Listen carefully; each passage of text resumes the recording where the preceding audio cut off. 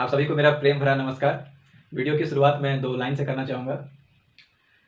रात यूँ कहने लगा मुझे से गगन का चाँद, आदमी भी क्या अनोखा जीव होता है, उलझने अपनी बनाकर आप ही फँसता, और फिर बेचैन हो जगता न सोता है। हमारी बात आज है मोटिवेशन, कॉन्फिडेंस, आत्मविश्वास, ध्यान, मेडिटेशन।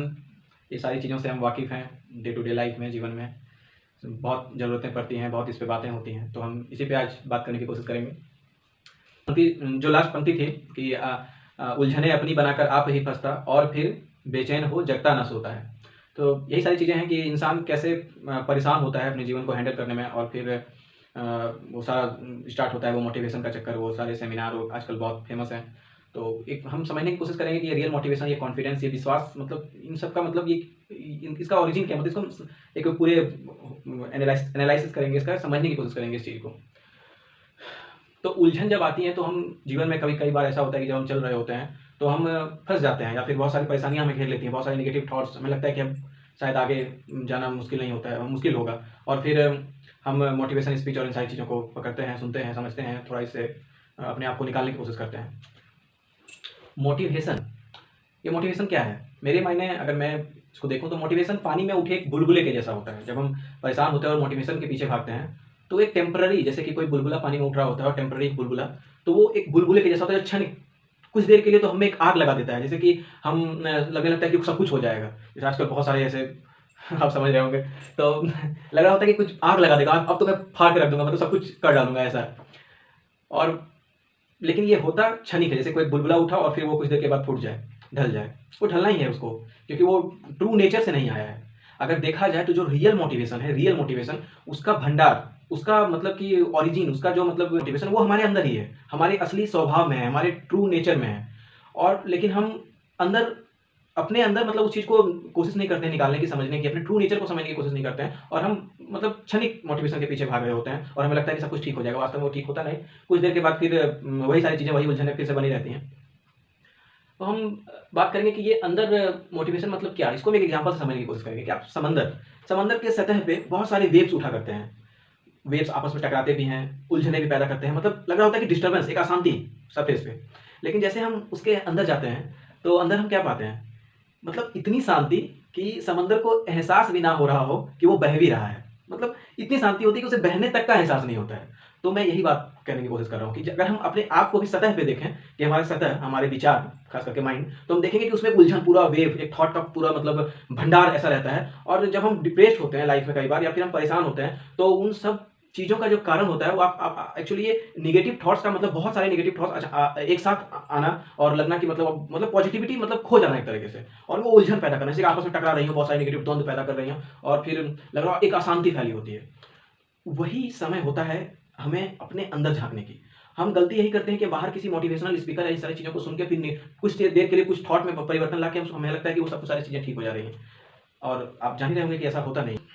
अंदर जाने की बात है कि अंदर में शांति है, तो ये अंदर में शांति या ट्रू नेचर या स्वभाव, ये आखिर है क्या? इसको हम समझने की कोशिश करेंगे। आजकल बहुत चल रहा है मेडिटेशन, योगा क्लासेस, ये सारी चीज़ें। लेकिन ये मेडिटेशन और ये योगा, ध्यान, इसको कहते हैं कि ध्यान करने जा रहा हूँ, या फिर क्लासेस, मेडिटेशन क्लासेस, योग क्लासेस लोग ज्वाइन करते हैं आजकल के ज़माने में। तो देखा जाए कि इसका जो कारण होता है, ये होता है कि मैं अपने माइंड को शांत रखूँ, ये सारी चीज़ें। लेकिन फिर ये सतह ही होता है, ये सतह पे ही सारी चीज़ें चल रही होती हैं। एक तरह से साइकोफिजिकल एक्सरसाइज होता है, और हमें लगता है कि चल रही हैं, चीज़ें चल रही हैं, लेकिन फिर हम एक सतह पे ही फँस के रह जाते हैं। हम अंदर जाना ही नहीं चाहते हैं, पता नहीं, मतलब ऐसा लग रहा होता है कि जैसे कि कोई, मतलब अंदर इतनी शांति होती है, हमें उस शांति का एहसास ही नहीं होता। हम पूरे बाहरी चीज़ों को देख रहे होते हैं, हमें लगता है कि बाहरी जो है सो बाहर है, अंदर कुछ हो ही नहीं सकता है। जैसे कि हमने समंदर के एग्जांपल से देखा कि अंदर अगर हम पैठ लगाएँ, जाएँ, तो हमें बहुत शांति का मतलब एक भंडार मिल सकता है। ध्यान क्या है? ये जो मेडिटेशन शब्द है, इसका अनुवाद अगर देखेंगे तो ध्यान ही होगा, लेकिन मेडिटेशन और ध्यान में बहुत फ़र्क है।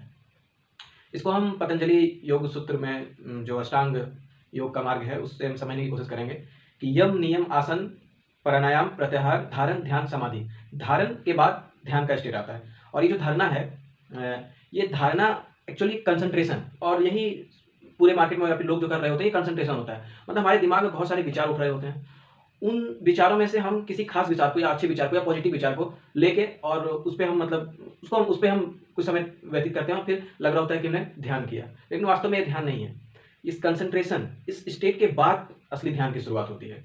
जैसा कि मैंने इस पे बात की कि हमारा ट्रू नेचर जो है उसमें अथाह शांति, अथाह प्रेम, अथाह आनंद ऐसी चीज़ें हैं, लेकिन उस ट्रू नेचर तक पहुँचने का जो मार्ग है वही ये ध्यान, कहने की ध्यान का जो स्टेट है वो अपने ट्रू नेचर से एक रियलाइजेशन करवाना, उससे जोड़ना।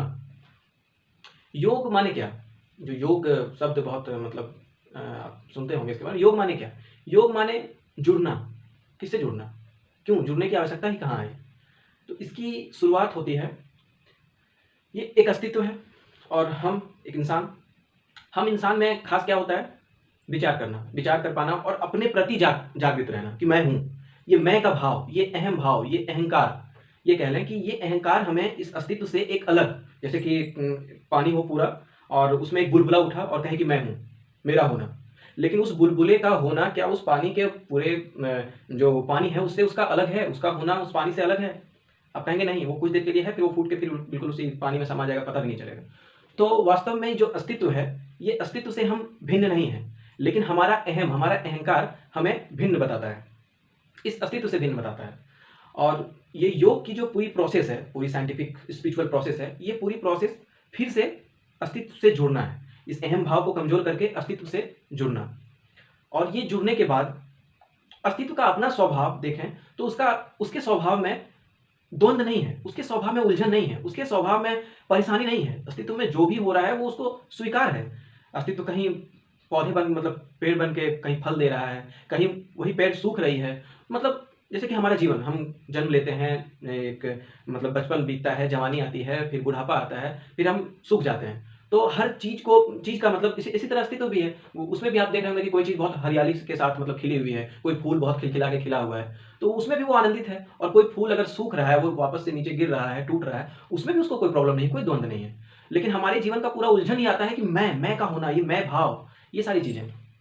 और जब तक ये फिर से मतलब ये अस्तित्व से एक ना हो जाए, मतलब अस्तित्व से अपने आप को जुड़ा हुआ महसूस ना करे, तब तक ये उलझन बनी रहती है, तब तक ये मतलब द्वंद बना रहता है। और इसको समझने का बहुत ही आसान तरीका, मतलब कि इससे जुड़ने का एक मतलब आसान तो नहीं कहेंगे, मतलब एक प्रोसेस, एक पूरी साइंटिफिक प्रोसेस।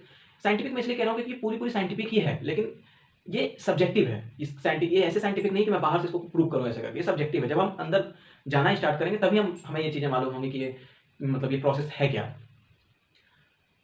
तो बात इतनी सी ही है कि जो स्टेट है, ये ध्यान की जो स्टेट होती है, ध्यान के स्टेट में हमें करना क्या होता है?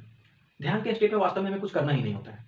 हमारे दिमाग में जब भी हम कभी शांत होकर बैठते हैं, या हम जो डे टू डे मेडिटेशन अगर आप करते होंगे, उस मेडिटेशन में होता क्या है कि बहुत सारे विचार आपस में चक्कर खा रहे होते हैं, गोल-गोल घूम रहे होते हैं, कुछ नए विचार, कभी ये विचार तो कभी वो विचार, मतलब और फिर हम उसी में खो जाया करते हैं।